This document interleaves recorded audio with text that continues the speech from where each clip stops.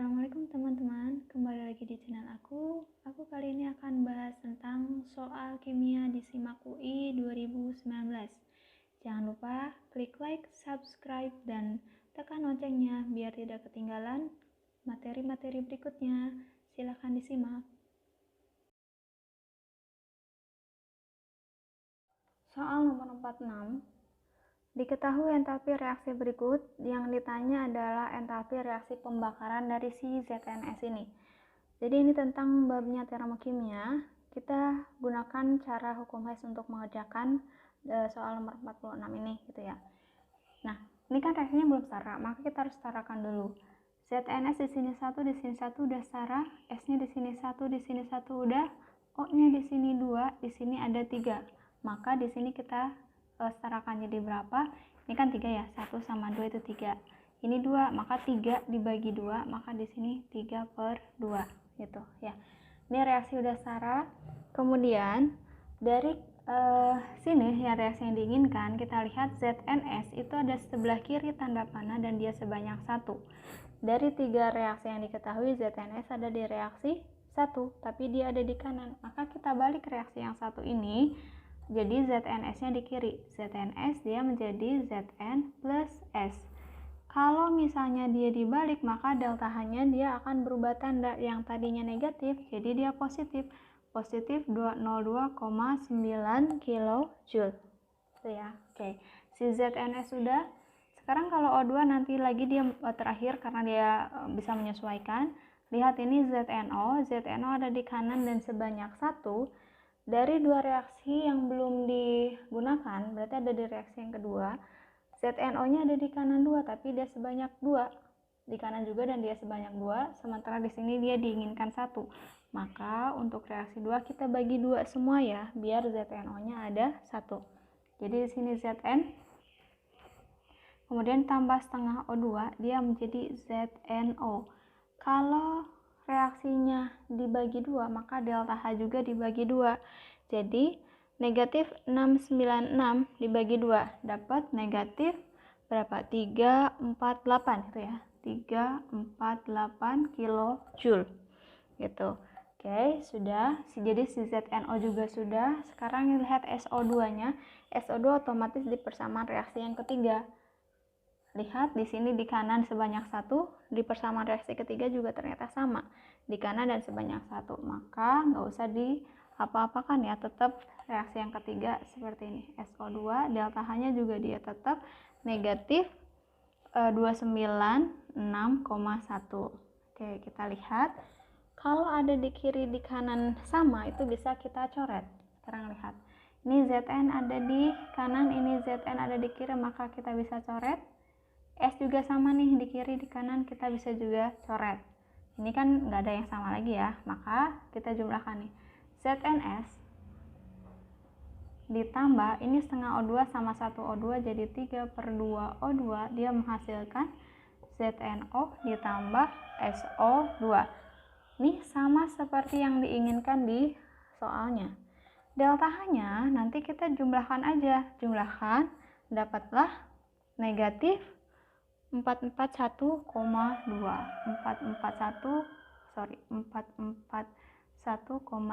kilojoule gitu ya. Jadi ini tinggal dijumlahkan aja dapat negatif 441,2. Harus hati-hati karena di sini positif negatifnya ya. Soalnya biasanya suka ada positif negatif dan angkanya sama. Jadi untuk soal nomor 46 jawabannya C.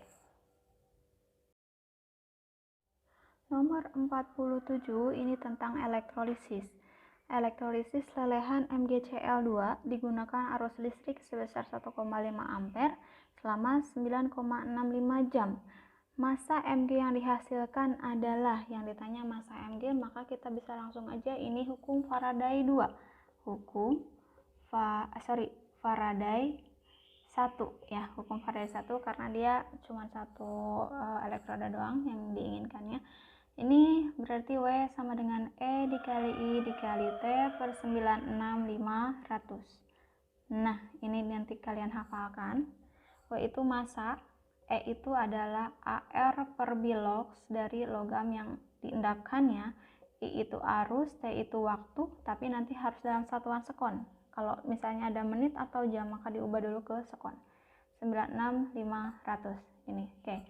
Yang diinginkan adalah massa mg, maka di sini ARMG adalah 24, biloxnya dia 2. Dari mana dia 2? Karena mg itu dia golongan 2A. Atau bisa dilihat dari senyawanya ada MgCl2, maka mg-nya biloxnya 2. Atau kalau misalkan masih bingung di sini ya, MgCl2. Ini kalian naikin ke atas, maka si mg-nya dia plus 2. 1 naikin ke atas, Cl-nya dia min 1 gitu. Jadi bilox si mg-nya plus 2, si Cl-nya dia min 1 gitu ya. Maka di sini dia biloxnya 2. Oke, lanjut. I-nya 1,5 ampere, T-nya waktunya 9,65 jam. 9,65 jam. Harus dijadikan ke detik atau sekon, maka kita kalikan dengan 3600 per 96500. Oke ya. Bisa kita sederhanakan aja sih. Ini yang 00 coret-coret ya, coret-coret. Kemudian ini 24 dibagi 2 dapat 12. Jadi nanti 12 dikali 1,5 dikali 9,65 dikali 36 dibagi 965. Nah, ini juga bisa dicoret. Coret-coret ini dapat 0,01.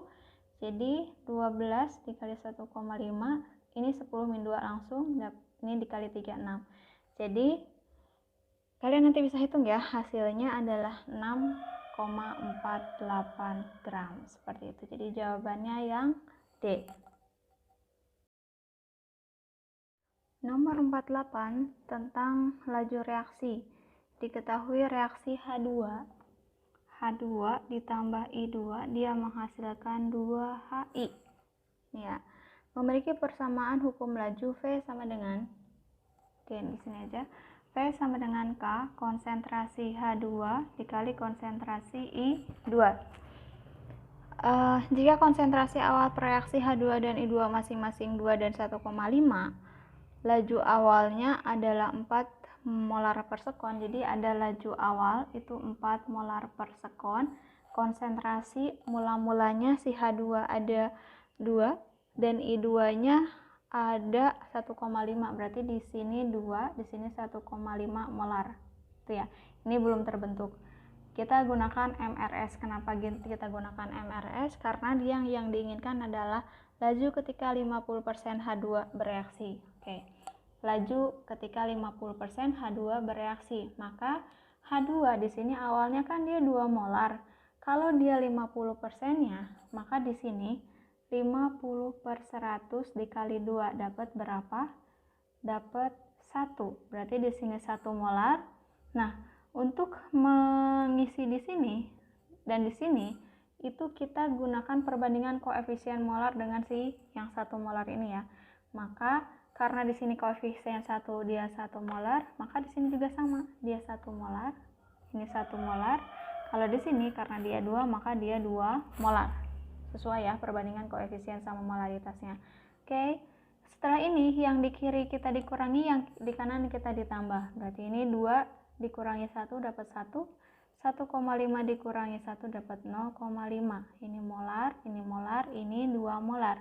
Tapi yang akan kita gunakan hanya yang di reaktan aja. Yang di produknya dia nggak usah. Karena kan di sini laju reaksi tergantung ke reaktan juga. Oke. Jadi ada 2 cara.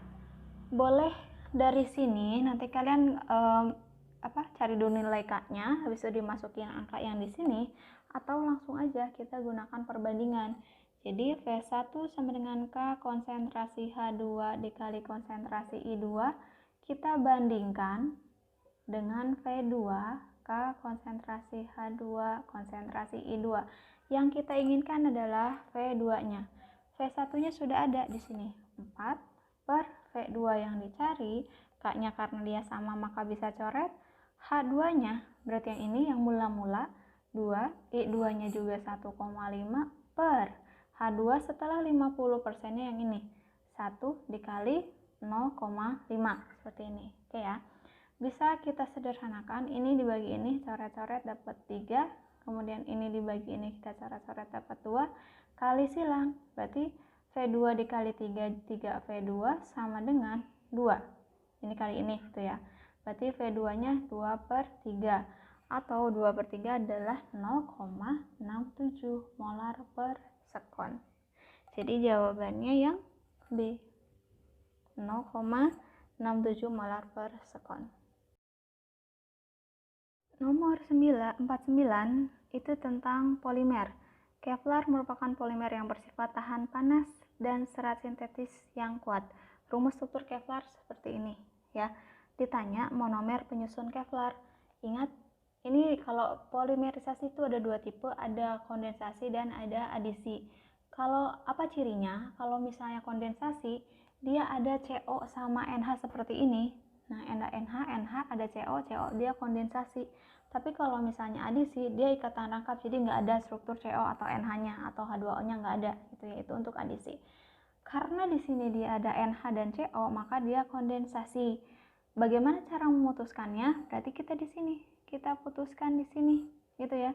Kalau kita putuskan di sini, maka ini kalau CO kan pasti dia COOH, gitu. Jadi di sini ini dia akan menjadi seperti ini. Sorry, ini dulu. Jadi ini di sini kan ada NH gitu ya. Berarti di sini juga NH. Kita dipecah dulu seperti ini. Ini juga kita tulis lagi. Berarti di sini ada CO.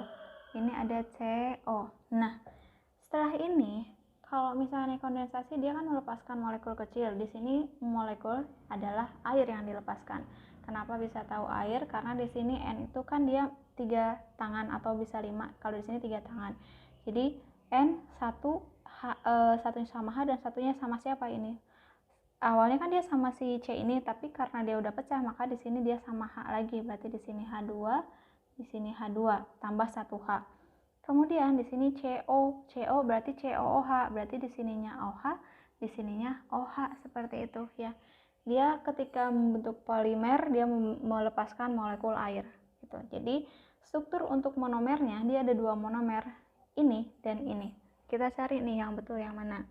Berarti yang cocok adalah yang D ya. Itu ada 2 monomernya. Jadi gitu ya cara putusannya diputuskan dari si gugus yang NH sama CO ini. Ini kalau polimerisasi kondensasi gitu. Nanti saya kasih contoh nih untuk polimerisasi adisi. Saya hapus ya, polimerisasi adisi. Kalau untuk adisi, cirinya nanti ada ikatan rangkapnya. Misal, jenis polimernya itu seperti ini. CH2C, CH3, CH, CH2, CH, CH3. Nah, misalnya seperti ini, gitu ya. Kita lihat nih unit berulangnya. Unit berulangnya di mana? CH2, CH, CH3. CH2, CH, CH3. Berarti di sini unit berulangnya. Kita tandain aja di sini unit berulangnya. Kemudian kita tulis lagi nih di sini ya. Berarti ini ada CH2, CH, CH3. Ini juga CH2, CH, CH3 seperti ini. Nah, karena si adisi ini ada ikatan rangkapnya itu di mana? Di sini. Ini kan untuk satu ikatan itu ada 2 elektron, jadi elektron satunya dia ke sini, elektron satunya dia ke sini. Ini juga sama. Elektron satu ke sini, elektron satu ke sini. Ini juga sama ya. Ini ke sini satu, ini ke sini satu. Alhasil ini karena ini udah putus ikatannya, maka di sini ada CH2 dan ini satu elektron jadi 2 elektron, itu ada satu ikatan. Dan sebelumnya ada satu ikatan, maka di sini ya gini ya, ada ikatan rangkap. Ini CH, ini udah nggak ada ikatan lagi, ke bawah ada CH3. Begitupun ini sama karena sepola ya. Jadi nanti monomer dari polimer ini adalah CH2 ikatan rangkap CH, CH3 atau propena gitu. Jadi bisa nanti kalian pelajari lagi tentang reaksi polimerisasi. Nomor 50 itu tentang SPU jari-jari kation atau jari-jari ion itu ya. Ada Na, Mg sama Al. Kita bandingkan jari-jari ionnya dari ketiga atom ini. Berarti kita akan ionisasi dulu. Bagaimana caranya? Ini ada nomor atom, kita konfigurasikan. Berarti ini 2, 8, 1, yang ini 2, 8, 2, yang ini 2, 8, 3. Kan seperti ini, gitu ya. Nah, bagaimana cara jari-jari ion yang mana yang lebih besarnya? Dari sini kan dia berarti lepas satu elektron. Satu elektron dia lepas, ini 2 elektron dia lepas, dan ini 3 elektron dia lepas. Sebenarnya kan jari-jarinya kulitnya setelah dia lepas semuanya ada 2 kulitnya. Tapi kalau misalnya dia satu doang yang lepas, maka dia gaya tariknya itu lebih lemah. Jadi nanti si Na plus dia jari-jarinya itu lebih besar dibandingkan Mg2 plus dibandingkan Al3 plus. Karena kayak dia kalau misalnya ini ya, dia melepas 3 elektron, maka kulitnya akan lebih mengkerut. Mengkerut itu apa ya? Jadi dia lebih kecil maksudnya, seperti itu. Jadi kalau misalkan semakin banyak yang dilepaskan, maka semakin kecil dia jari-jari ionnya. Semakin banyak yang ditambah, maka semakin besar jari-jari ionnya.